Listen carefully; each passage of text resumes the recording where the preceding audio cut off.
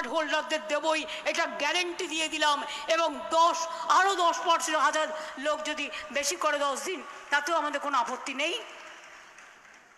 এটা আপনারা এখন থেকে করতে পারেন, অলরেডি করা থেকে করতে পারেন, অলরেডি করা শুরু হয়ে গেছে। আমরা 43 লক্ষ লোককে বাড়ি করে দিয়েছি, আরো আমাদের কাছে 11 লক্ষ লিস্ট ছিল।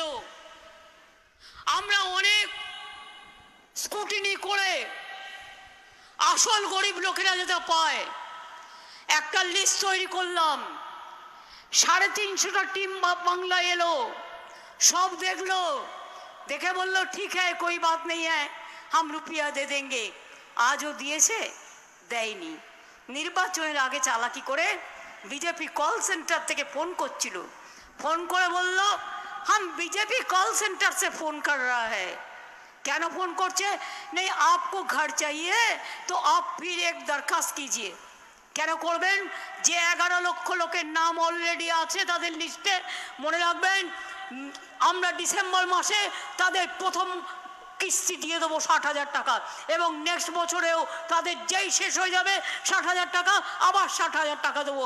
11 লক্ষ মানুষ, তার 1,20,000 টাকা করে তাদের ঘরের জন্য টাকা পাবেন।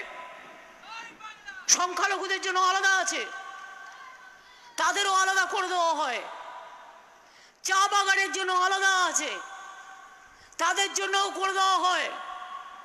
কৃষকদেরও আমরা, যার এক কাঠা জমিও আছে তাকেও 3-4 হাজার টাকা দিই। যার 4 কাঠা জমি আছে, 1 কাঠাকেও, হ্যাঁ আমি তো সেটাই বলছি, কেন গোলাচ্ছেন? 1 কাঠা জমি আছে তাকেও 3,000 টাকা দেওয়া হয়। আর যার 1 একর জমিও আছে সে 10,000, 3 কাঠা জমি বেশি থাকলে সে 10,000 টাকা পায়। বুঝলেন কিছু? আর প্রচার বাবুদের হচ্ছে 5 একর জমি থাকলেই তবে আপনি ওদের একটু সাহায্য পাবেন, তা না হলে নয়। সবার কি 5 একর জমি থাকে বলুন?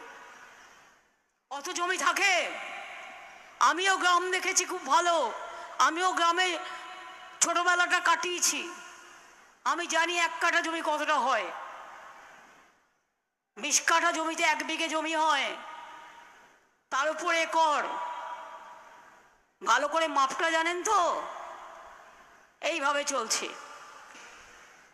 আর আমরা বাংলায় যখন চাকরি দিই, আপনারা কোর্টকে দিয়ে চাকরিগুলো খেয়ে নেন। তার কারণ ওরা তো আমাদের আন্ডারে নয়, আপনাদের আন্ডারে। আপনারা চাকরিগুলো না খেয়ে নিয়ে যদি বলতেন, আমি রায়দান সম্পর্কে বলছি, বিচারকের নাম আমি বলছি না, আমার প্রয়োজন পড়ে না, সবাই দেখেছেন। যদি বলতেন হ্যাঁ এখানে অসুবিধা আছে, এটা তোমার ভুল হয়েছে, তুমি সংশোধন করো, আমরা করে দিতাম। ভুল তো যে কোনো কেউ করে ফেলতে পারে, সবটা কি আমি করি? আমি করি না। এডুকেশন ডিপার্টমেন্ট আলাদা ডিপার্টমেন্ট আছে, এসএসসি আলাদা আছে, প্রাইমারি এড বোর্ড আলাদা আছে, মাধ্যমিক বোর্ড আলাদা আছে, কলেজ কমিশন আলাদা আছে। এগুলো তারা দেখেন। যদি আপনারা বলতেন, সেটাও না হয় আমরা চেষ্টা করে দেখতাম। আজকে বলুন তো, যারা একতরফা রায় দিয়ে 26,000 ছেলে মেয়ের চাকরি খেয়ে নিলেন, আর কি বললেন? বললেন 1 মাসের মধ্যে এই 8 বছরের মাইনে সুদ সহ ফেরত দিতে হবে। পারবেন? পারবেন? যারা রায়টা দিলেন, আমি নাম বলছি না, তাদের ঘরের যদি কেউ হতো, সরকারি টাকায় চলবে, সরকারি টাকায় খাবে, সরকারি টাকায় সিকিউরিটি নেবে, সরকারি টাকায় সবটাই হজম করবে, আর কি বলবে? এই 1 কলমের খোঁজা যাও, সবার চাকরি চলে গেল। আপনার নিজের ছেলে মেয়ে চাকরিটা চলে গেলে আপনি ভাবতেন না? একবারও ভাবতেন না?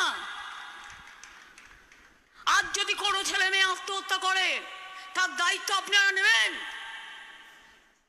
আমি সেই জন্যই বলছি, চিন্তা করবেন না, আমরা আমাদের সাধ্য মতো আমরা কেসটা লড়বো।